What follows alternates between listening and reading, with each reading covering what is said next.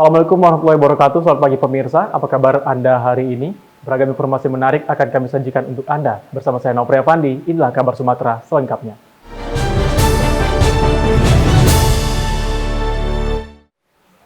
Pemirsa, minggu kedua pemberlakuan pembelajaran tatap muka di Kota Palembang berlangsung lancar.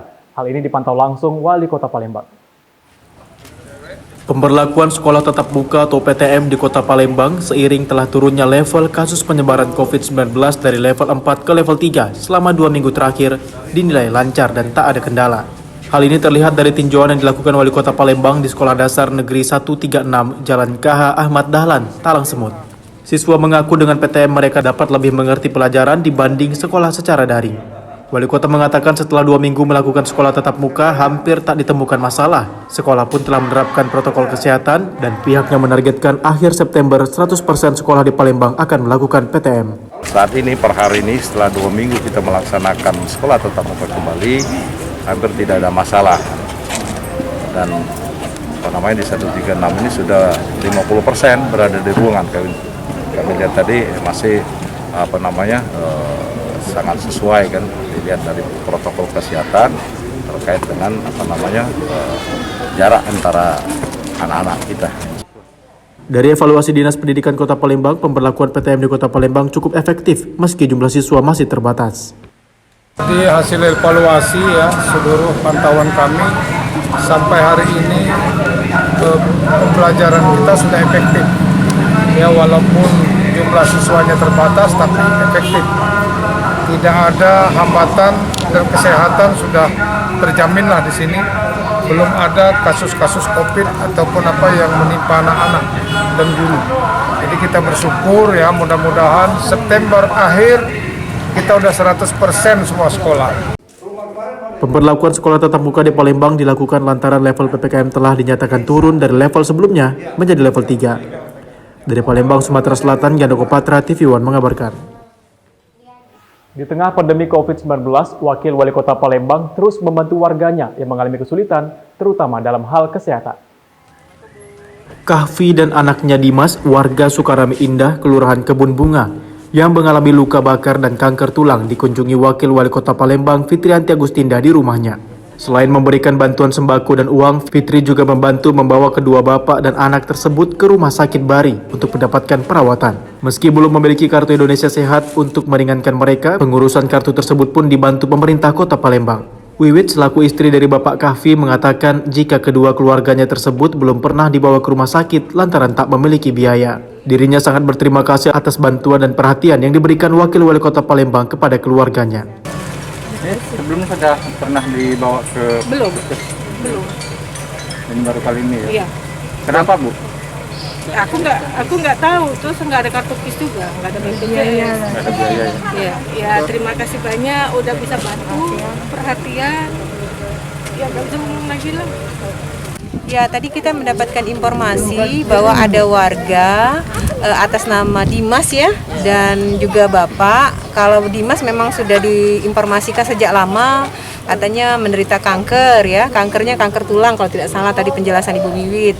Tapi kalau suami hari Jumat kemarin itu katanya mengalami luka bakar, makanya hari ini tanpa berlama-lama kita langsung bawa semuanya ke Rumah Sakit Bari. Dan tadi sudah mendapatkan informasi bahwa satu keluarga ini memang belum memiliki kartu Indonesia Sehat.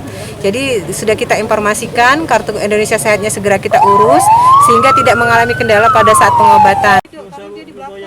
Fitrianti Agustinda meminta kepada masyarakat yang belum memiliki kartu Indonesia Sehat agar segera mengurus di kantor kelurahan dan kecamatan setempat agar mendapat jaminan. Dari Palembang, Sumatera Selatan, Gandoko Patra, TV One mengabarkan. Mendapat informasi adanya warga yang mengalami sakit sejak kecil, Wakil Wali Kota Palembang pun langsung menjenguk warganya tersebut di kediaman mereka. Mengetahui adanya warga di Kelurahan Pelaju Darat, Kecamatan Pelaju yang mengalami sakit sejak kecil, lantaran pernah mengalami panas tinggi yang mengakibatkan kelumpuhan. Wakil Wali Kota Palembang Fitrianti Agustinda bersama dinas terkait mengunjungi kediaman warga tersebut, Novita dan Debi. Meski keduanya tinggal di perbatasan Kota Palembang dan Kabupaten Banyuasin, namun mereka telah memiliki kartu Indonesia Sehat atau KIS, sehingga bila mereka akan berobat tak perlu memikirkan biaya lantaran telah ditanggung pemerintah. Wakil Wali Kota meminta kepada seluruh masyarakat Palembang yang belum memiliki Kartu Indonesia Sehat agar mendatangi kecamatan dan kelurahan mendaftarkan diri untuk memiliki kartu KIS agar mereka dan keluarga terlindungi melalui Kartu Indonesia Sehat. Mengunjungi Novita dan Desi, kondisinya memang sejak lahir mengalami masalah ya, lumpuh dan juga ada beberapa persoalan kelainan, sehingga warga-warga yang saya sampaikan tadi betul-betul sangat membutuhkan perhatian dari pemerintah kota. Dan bersyukurnya saya, walaupun memang kondisinya agak jauh, memang di perbatasan wilayah antara Banyuasin dan Kota Palembang, tapi setidaknya masyarakat yang saya kunjungi ini sudah memiliki Kartu Indonesia Sehat. Jadi saya harapkan kepada warga masyarakat yang saat ini sudah memiliki Kartu Indonesia Sehat, jangan lagi ragu-ragu untuk menjalani pengobatan kalau memang ada keluhan, karena semuanya sudah ditanggung oleh pemerintah dan anggaran yang kita kucurkan cukup besar untuk dalam arti membiayai BPJS Kesehatan ini. Sekali lagi kepada seluruh warga Kota Palembang yang saat ini mendengarkan kegiatan ini, tolong datangi kecamatan kelurahan. Kalau memang belum memiliki Kartu Indonesia Sehat, segera daftarkan diri sehingga nantinya bisa terlindungi melalui BPJS Kesehatan. Itu saja. Sebelumnya Fitrianti Agustinda mengunjungi M. Ali yang juga dalam kondisi sakit di rumahnya di Jalan Pintu Besi, Kelurahan Ogan Baru, Kertapati. Dari Palembang, Sumatera Selatan, Gandoko Patra, TV One mengabarkan. Pemirsa, kerap terjadi banjir saat hujan turun akibat banyaknya bangunan di atas saluran air dan penumpukan sampah. Ditindaklanjuti Wakil Wali Kota Palembang dengan meninjau langsung lokasi di Kelurahan Siring Agung, Ilir Barat 1. Banyaknya warga yang mendirikan bangunan di atas saluran air yang membuat aliran air terutama saat debit air meningkat menjadi tidak lancar dan berakibat banjir ke pemukiman warga. Ditinjau langsung Wakil Wali Kota Palembang Fitrianti Agustinda di Kelurahan Siring Agung, Ilir Barat 1. Di kelurahan ini sedikitnya terdapat 5 lokasi banjir bila hujan deras hingga intensitas tinggi. Untuk menanggulangi permasalahan ini, pemerintah Kota Palembang melalui Dinas PUPR dan Dinas Perkintan Kota Palembang menurunkan tim untuk menanggulangi permasalahan banjir tersebut. Wakil Wali Kota meminta warga sekitar untuk musyawarah agar tak ada lagi bangunan yang menutupi saluran air sehingga dinas terkait dapat melakukan normalisasi secara maksimal. Tadi sudah kita sampaikan kepada Ketua RT, Ketua RW, kita ingin supaya mereka rembuk dulu, menyampaikan kepada warga yang mendirikan bangunan, karena sebenarnya kita bisa saja melaksanakan pembongkaran itu, karena memang bangunan itu liar sifatnya, akan tapi kita ingin supaya segala sesuatu ini dimusyawarahkan, sehingga ada kesadaran dari warga, dan keterlibatan banyak tokoh di situ, sehingga nantinya tidak terjadi lagi kegiatan-kegiatan yang sifatnya membangun di atas saluran. Dan saluran itu memang betul-betul harus dalam kondisi yang betul-betul bebas dari bangunan apapun, sehingga kami dari Dinas PUPR, Perkintan bisa melaksanakan pembersihan atau normalisasi secara maksimum.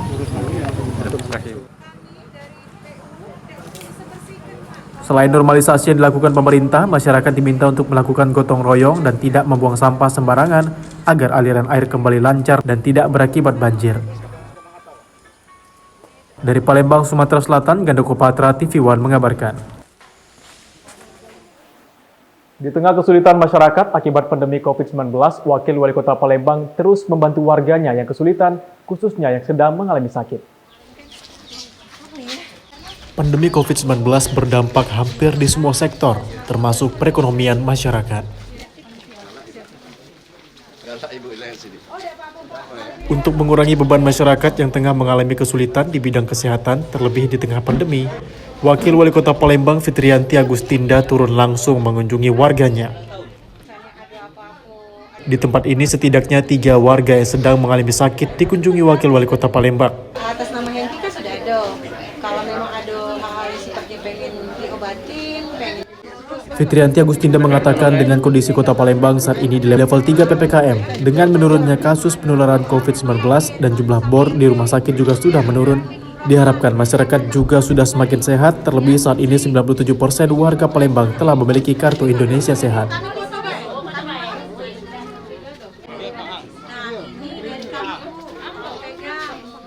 Insya Allah ya, saat ini kondisi Kota Palembang sendiri di zona kuning dan kasus penularan COVID sudah mulai menurun dan juga data baru sudah menurun. Kita berharap kondisi masyarakat semakin sehat, semakin baik. Dan saat ini juga sudah 97% warga yang sudah memiliki kartu Indonesia Sehat. Jadi hampir rata-rata warga yang kita datangi sudah memiliki kartu Indonesia Sehat, dengan harapan kita berharap mereka yang sakit saat ini sudah mendapatkan pelayanan kesehatan sehingga kondisi Kota Palembang terutama warga yang sakit betul-betul bisa kondisinya semakin lebih baik lagi. Usai mengunjungi warga di Kecamatan Jakabaring, Wakil Wali Kota Palembang juga mengunjungi warga yang sakit di Kecamatan Ilir Timur 1. Dari Palembang, Sumatera Selatan, Ganda Kopatra, TV One mengabarkan.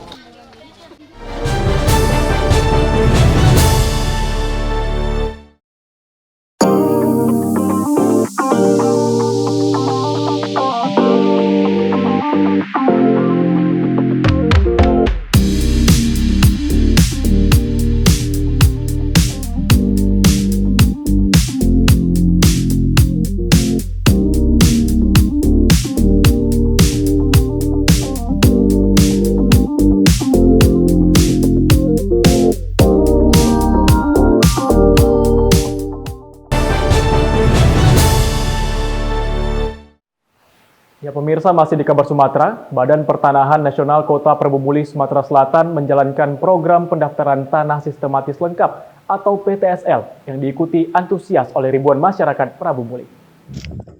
Badan Pertanahan Nasional Kota Prabu Muli, Sumatera Selatan menjalankan program pendaftaran tanah sistematis lengkap atau PTSL yang diikuti antusias ribuan masyarakat Prabu Muli. Seperti yang dirasakan di salah satu desa Gunung Kemala, sebanyak 700 bidang tanah sudah dilakukan pengukuran oleh pihak BPN Kota Prabu Muli dengan melibatkan lurah dan partisipasi masyarakat sekitar di kelurahan maupun desa. PTSL yang dilakukan sejak tahun 2017 pada tahun ini menargetkan sebanyak 11.000 bidang tanah akan mendaftar dalam program PTSL tersebut. 1.000 bidang tanah akan dilakukan pengukuran oleh pihak BPN sendiri, sementara 10.000 bidang akan dilakukan pengukuran oleh pihak ketiga. Untuk menjalankan target dan membantu pendaftaran program PTSL tersebut, BPN Prabu Muli telah membentuk 2 tim adjudikasi dan menetapkan 7 kelurahan dan 1 desa yang akan dilakukan program PTSL. Selain itu, BPN Prabu Muli juga sudah memberikan penyuluhan, pembentukan, pembekalan puldatan, dan saat ini masih dalam proses pengukuran dan penerbitan sertifikat. Kewajiban untuk memberikan kepastian hukum terhadap hak atau bidang tanah yang dimiliki oleh masyarakat tersebut dengan menerbitkan sertifikat. Untuk itu, saya menghimbau kepada masyarakat Kota Prabu Muli yang mempunyai atau memiliki bidang tanah di lokasi 8 tadi untuk supaya datang ke kantor atau ke RT atau ke pihak kelurahan untuk mengajukan permohonan untuk penerbitan PTSL, sertifikat PTSL tadi. Agar lebih mempermudah masyarakat untuk mengikuti program PTSL, BPN Prabu Muli juga sudah menyiapkan pendaftaran online melalui aplikasi Sentuh Tanahku yang memudahkan masyarakat ingin mendaftar tanpa harus datang dan antri ke kantor BPN. Dari Prabu Muli, Sumatera Selatan, Ahmad Yudiansyah, Ingri Erlingka, TV One mengabarkan. Warga Desa Cidomakmur, Kecamatan Kikim Barat mengungkap kasus dugaan ijazah palsu oleh AHA, oknum kades mereka sendiri. Warga meyakini secara fisik kopian ijazah sang oknum kades sangat berbeda dengan ijazah pembanding yang mereka dapatkan untuk pembuktian. Kasus dugaan ijazah palsu di Kabupaten Lahat kembali terungkap. Kali ini warga Desa Cidomakmur, Kecamatan Kikim Barat melaporkan AHA, kades mereka sendiri ke pihak berwajib karena warga meyakini ijazah yang dimiliki sang kades palsu dan digunakan saat pilkades pada 2019 lalu. Secara kasat mata warga menunjukkan ijazah sang kades dengan ijazah pembanding yang mereka cari sendiri sebagai bukti. Di ijazah sang kades tak terdapat cap jari, selain itu tanggal kelulusan juga berbeda.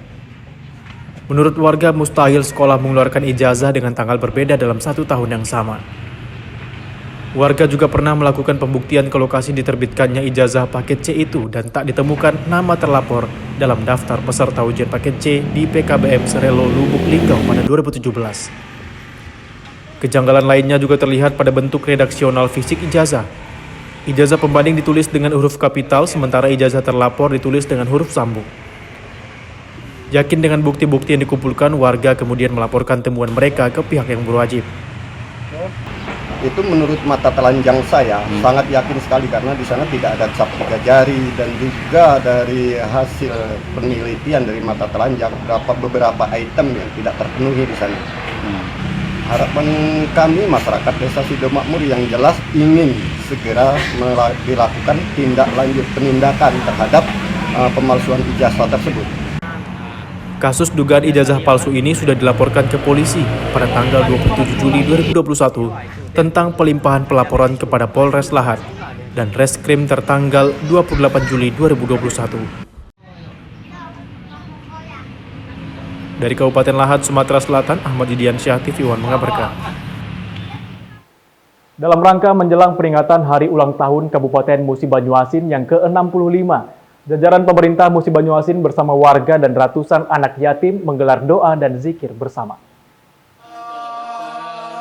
Bupati Musi Banyuasin Dodi Reza Lesnurdin bersama Wakil Bupati Beni Hernedi melaksanakan doa dan zikir bersama yang dilaksanakan di pendopo Rumah Dinas Bupati dalam rangka menjelang HUT Musi Banyuasin ke-65 yang jatuh pada 28 September 2021 mendatang. Doa dan zikir bersama ini juga diikuti oleh puluhan kepala SKPD di pemerintahan Musi Banyuasin bersama warga serta ratusan anak yatim dari Pondok Pesantren Salamun Aitam. Bupati juga memberikan santunan kepada para anak yatim serta fasilitas gratis di Pondok Pesantren Salamun Aitam. Hari ini adalah zikir bersama masyarakat Kabupaten Musi Banyuasin dalam rangka hari jadi Kabupaten Musi Banyuasin yang ke-65. Jadi kita di sini mengundang tokoh masyarakat, anak-anak yatim, dan juga mendoakan agar ayahanda kami, mantan Bupati Musi Banyuasin, juga selalu diberikan kesehatan dalam hari-hari ke depan.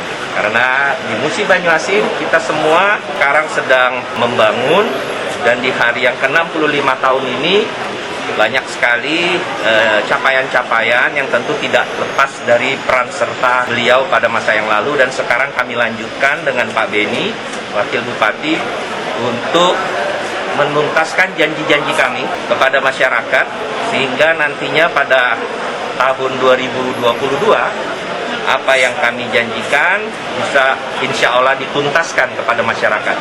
Untuk itu kami berdoa, bermunajat pada Allah yang Maha Kuasa pada hari ini agar seluruh pekerjaan kami dimudahkan, agar masyarakatnya diberikan keselamatan, agar daerahnya diberikan kesejahteraan, dan bisa sama-sama untuk mencapai hasil yang baik di masa yang akan datang. Doa dan zikir bersama ini dilaksanakan agar masyarakat Musi Banyuasin selalu diberikan kesejahteraan serta keselamatan dari Allah Subhanahu wa taala. Bupati Dodi Reza Lesnurdin juga mengajak para jemaah untuk bersama-sama mendoakan kesehatan Alex Nurdin, mantan Bupati Musi Banyuasin yang merupakan bapak pelopor sekolah gratis dan berobat gratis dari Musi Banyuasin, Sumatera Selatan. Punja Kusuma, TV One mengabarkan.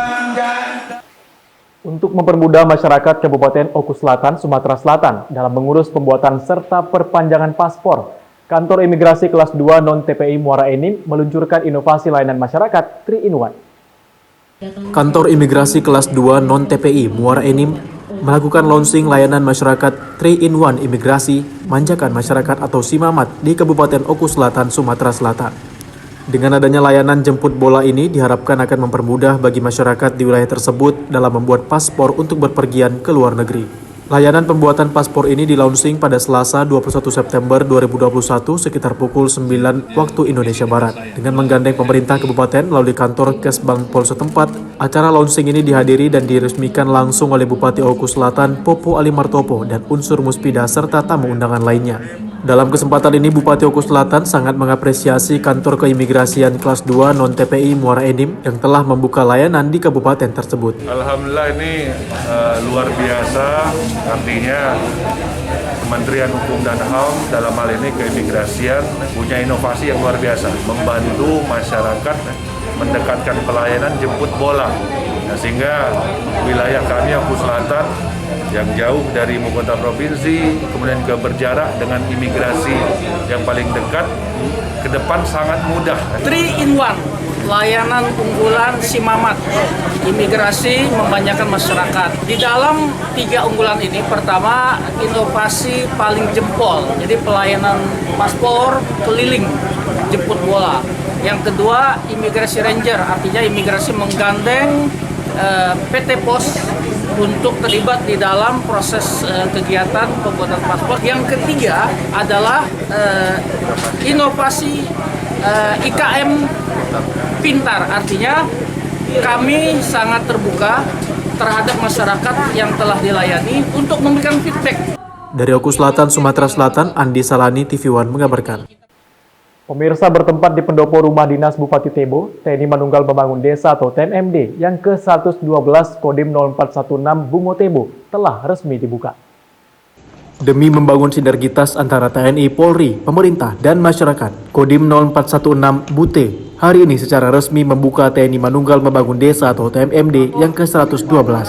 Pembukaan yang dilaksanakan di pendopo rumah dinas Bupati Tebo tersebut dihadiri langsung Bupati Tebo dan Dim 0416 Bute, Kajari Tebo, Kepala Pengadilan Negeri Kabupaten Tebo, Ketua DPRD Tebo, Kapolres Tebo yang mewakili, serta beberapa perwakilan masyarakat. Acara yang dibuka langsung oleh Bupati Tebo, Sukandar, bersama dan Satgas TMMD ke-112 dan Dim 0416 Bute, Letkol Infantri Arianto Maskari Subagio, untuk membangun desa yang menyasar kegiatan fisik dan non-fisik, untuk membuka akses infrastruktur desa yang dapat mempermudah masyarakat untuk mengeluarkan hasil perkebunan.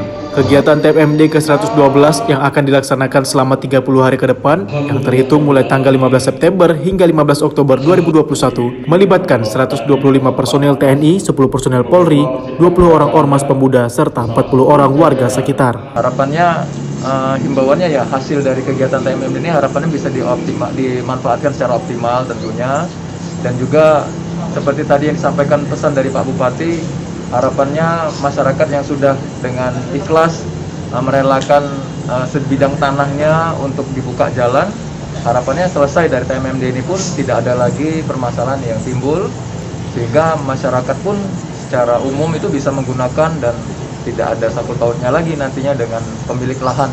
TMMD ini kalau seandainya memang diperlukan peningkatan, baik pengerasan maupun pembuatan jembatan, kami Pemda dari Kabupaten Tebo akan melaksanakan untuk lanjutannya.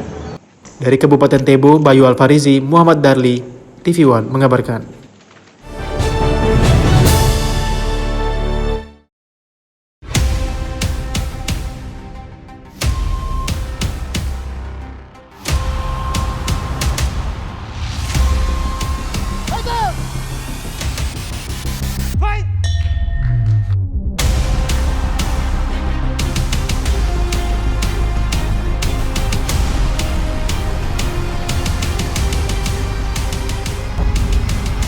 One Drive MMA, Sabtu jam 10 malam di TV One.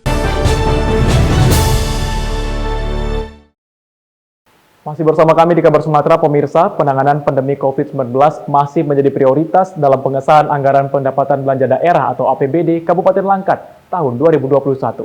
Anggaran tersebut mencapai 2,3 triliun rupiah. Hal tersebut terungkap saat Bupati Langkat terbit rencana perangin-angin menyampaikan jawaban usai pengesahan perubahan APBD tahun anggaran 2021 sebesar 2,3 triliun menjadi peraturan daerah Kabupaten Langkat dalam rapat paripurna DPRD Langkat yang dipimpin Ketua DPRD Langkat Sri Bana Perangin-angin. Dalam pidatonya, Bupati Langkat terbit rencana perangin-angin mengatakan saran dan rekomendasi Badan Anggaran dan fraksi-fraksi DPRD Langkat merupakan masukan yang cukup berarti dalam penyempurnaan perencanaan dan teknis pelaksanaan program kerja yang ada di Kabupaten Langkat. Ia pun menyampaikan bahwa perubahan PAPBD tahun 2021 disebabkan adanya perkembangan yang tak sesuai dengan asumsi kebijakan umum anggaran, terutama dana alokasi umum dan dana alokasi khusus yang belum dianggarkan pada APBD tahun anggaran 2021. Saldo anggaran lebih dari anggaran tahun 2020 yang harus digunakan dalam tahun anggaran berjalan yang diprioritaskan untuk pembangunan infrastruktur dan kesehatan dalam penanganan dampak pandemi COVID-19. Lalu ucapan terima kasih juga saya sampaikan kepada para ketua fraksi, ketua komisi, serta anggota komisi, badan musyawarah, badan anggaran legislatif, serta lembaga tertentu yang telah berkenan menyampaikan pandangan umumnya. Saya yakin pandangan umum yang disampaikan bukanlah untuk mencari berbagai kekurangan dan kelemahan, melainkan karena rasa tanggung jawab dalam penyempurnaan dan perbaikan penyelenggaraan pemerintah. Demikian juga dengan saran-saran dan rekomendasi anggota dewan, baik dalam sidang paripurna rapat komisi maupun dalam rapat tim anggaran pemerintah daerah dan badan legislatif. Nantinya hasil peraturan daerah perubahan APBD akan diteruskan ke Gubernur Sumatera Utara untuk dievaluasi dan ditetapkan. Dari Langkat, Sumatera Utara, Taufik Hidayat, TV One mengabarkan. Guna mempercepat sarana dan prasarana infrastruktur di daerah terpencil, TNI kembali mewujudkan bukti nyata dalam menjalankan program TNI Manunggal Membangun Desa ke-112.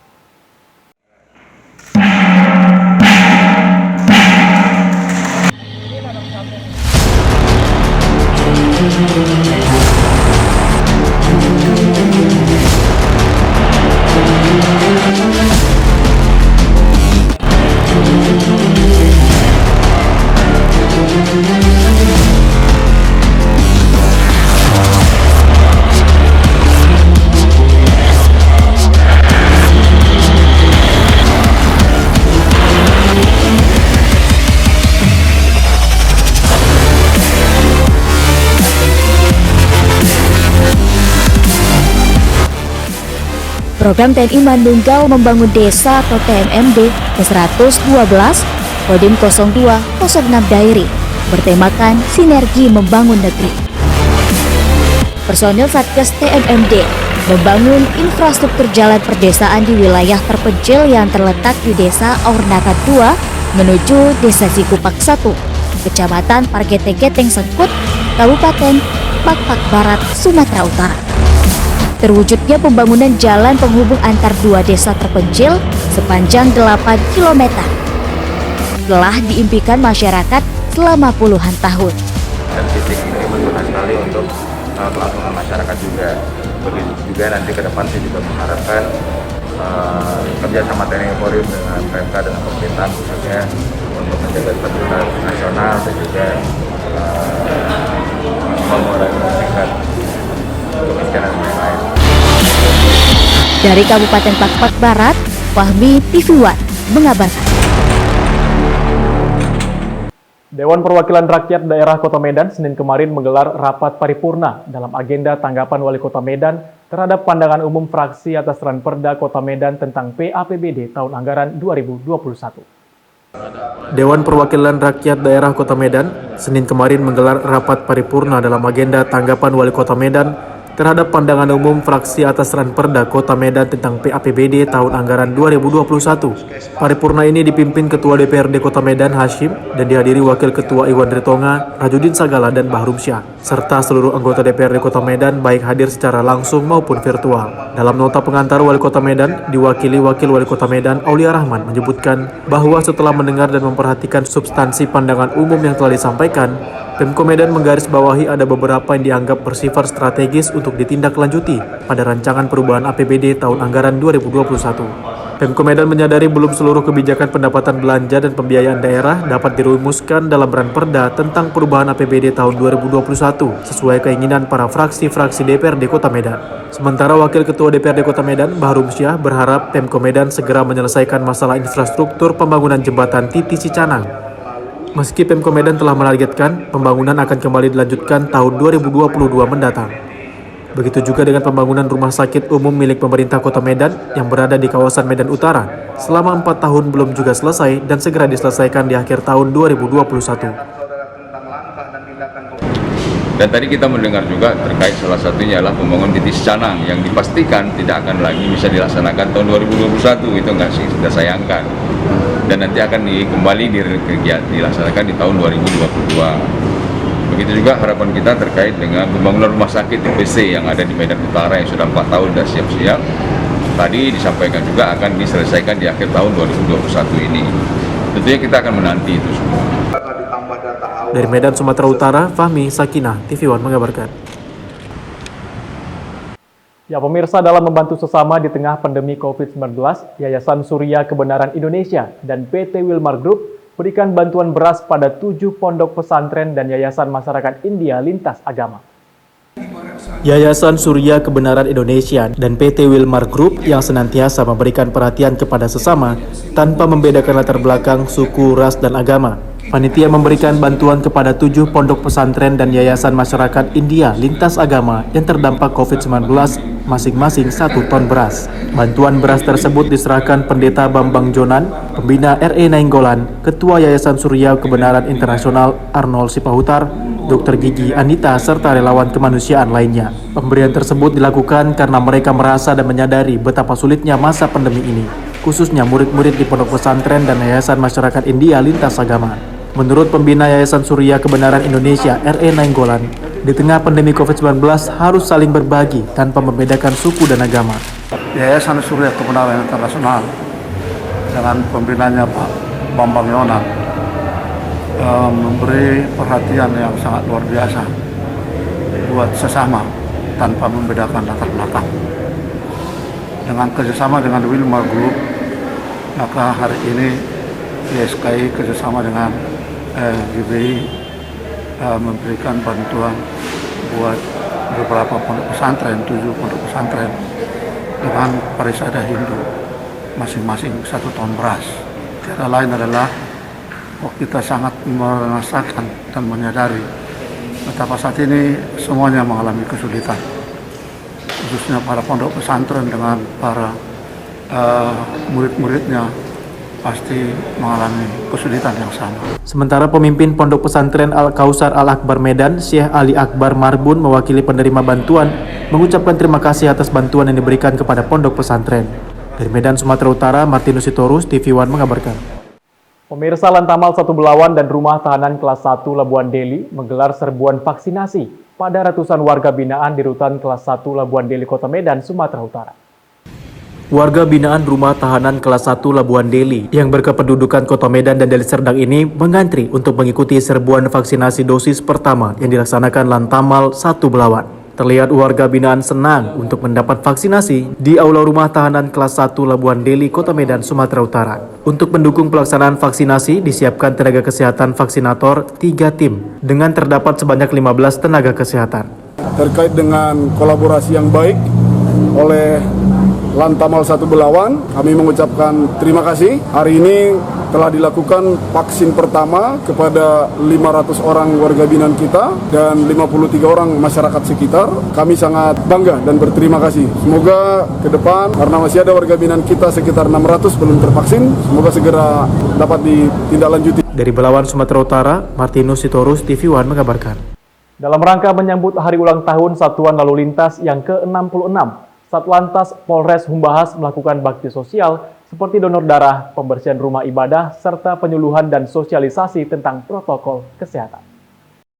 Usai melakukan sosialisasi dan penyuluhan ke beberapa sekolah dan rumah ibadah, Satuan Lalu Lintas Polres Humbahas juga melakukan tertib berkendaraan di jalan raya. Satlantas berpesan kepada pengguna jalan raya untuk setiap pengendara agar selalu berhati-hati dan tetap dalam keadaan fokus saat menggunakan kendaraan. Bagi pengendara roda 2 dan 3 agar wajib memakai helm saat berkendara. Hal ini dilakukan untuk menekan angka kasus kecelakaan dalam berlalu lintas berkurang dan fatalitas di saat menggunakan kendaraan. Kegiatan ini kami laksanakan untuk berikan tentang penyuluhan, terutama untuk tertib berlalu lintas dan mematuhi prokes protokol kesehatan di masa pandemi. Bagaimana untuk tertib berlalu lintas, mengurangi kemacetan dan kerumunan untuk memutus mata rantai khususnya penyebaran COVID di Humbang Seluter. Kita tidak melakukan razia, tidak melaksanakan razia. Yang kita laksanakan adalah penertiban lalu lintas bagi pengendara yang tidak tertib, yaitu kesalahan yang secara kasat mata berupa tidak memakai helm, berboncengan lebih dari 1 orang, dan demikian kepada pengendara roda 4 yang membawa penumpang yang tidak sesuai dengan peruntukannya. Dalam melaksanakan apel gelar pasukan operasi Patuh Toba 2021, Kapolres Humbahas menyampaikan pesan dari Kapolri tentang pelaksanaan operasi kepolisian kewilayahan Patuh 2021 dengan tema melalui operasi Patuh Toba 2021 kita tingkatkan disiplin protokol kesehatan dan tertib berlalu lintas dalam rangka mencegah penyebaran COVID-19. Dari Humbang Hasudutan, Sumatera Utara, Syahran Situmorang, Jahara Sihite, TV One mengabarkan. Informasi tadi sekaligus menutup jumpa kita pada hari ini. Saya Novria Pandi bersama kerabat kerja yang bertugas pamit undur diri. Wassalamualaikum warahmatullahi wabarakatuh. Terima kasih dan sampai jumpa.